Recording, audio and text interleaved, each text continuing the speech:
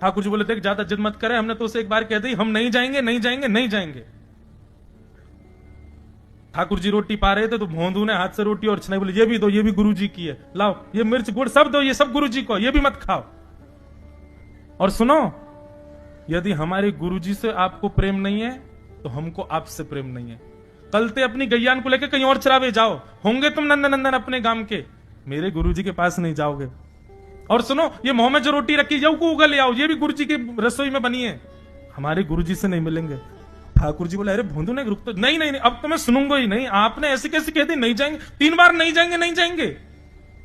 और ये भांडीरवन मेरो है, मैं यहां गैया चरावे आऊं, कल से अगर तुम और तुम्हारी गैया दिख गई मुंह को तो तुम्हारी गैयान को लेके मैं चलो जाऊंगा आश्रम, फिर तुम्हारी मैया बाबा तुमको मारेंगे।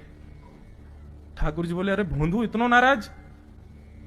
बोले यदि मुंह से मित्रता रखनी है तो मुंह को वचन देना पड़ेगा कि आप आश्रम चलोगे, और अगर आपने फिर से नहीं कही तो मैं जा रहा हूं वापस, और कभी आपको मुख नहीं देखूंगा, अपना मुख नहीं दिखाऊंगा। ठाकुर जी बोले इस मुख को देखने के लिए या संग के लिए लोग पता हो तो कितनी तपस्या करें। बोले जो तपस्या करें उनको मुबारक, तुम मुंह को ना चाहिए, मुंह ना मिलना तुमते, मुंह कोई गरज ना पड़ रही तुमते, आज तक नहीं मिले कल ही तो मिले हो मोते, वो भी गुरुदेव की कृपा से मिले हो, जाओ मत मिलियो, मुंह ना चाहिए तुम। ठाकुर जी बोले मैं तो ना जाऊंगा, मैं तो तेरे पास ही रहूंगा। बोले तुम मत जाओ मैं जा रहा हूं। कि जाने लगा वापस। भोंदू, ठाकुर जी पुकार रहे हैं भोंदू को, मानो जैसे त्रिलोकी लेके जा रहा है वो ठाकुर जी के, जैसे मानो पूरा ऐश्वर्य ठाकुर जी का ले जा रहा हो। अरे भोंदू ने रुक तो जा। भोंदू बोला अपना मुख भी नहीं दिखाऊंगा यदि आप नहीं चलोगे तो।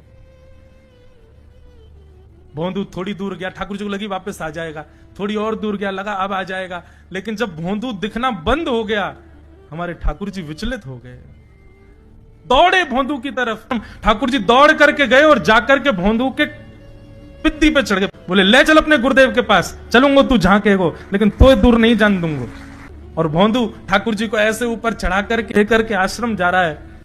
गुरुदेव आकर के खड़े हो गए और मन में बस विचार कर रहे थे, हाथ पांव कांप रहे थे, बोले ठाकुर जी आएंगे कि नहीं। इतने में ही भोंदू आया और तभी देखा भोंदू के पिद्दी पर ठाकुर जी टंगे भय आ रहे हैं। आज गुरुदेव ने जाकर के पहले भोंदू को प्रणाम किया, बोले जय हो, धन्य है। इतनी तपस्या की, इतना भजन किया, घर परिवार त्याग दिया, वैराग्य त्याग सब हमारे जीवन में, तब भी ठाकुर जी नहीं मिले। लेकिन वारे भोंदू, तेरी सरलता, तेरी सहजता, तेरा ये निर्मल भाव कि ठाकुर जी तेरे अधीन होके यहां आश्रम तक चले आए।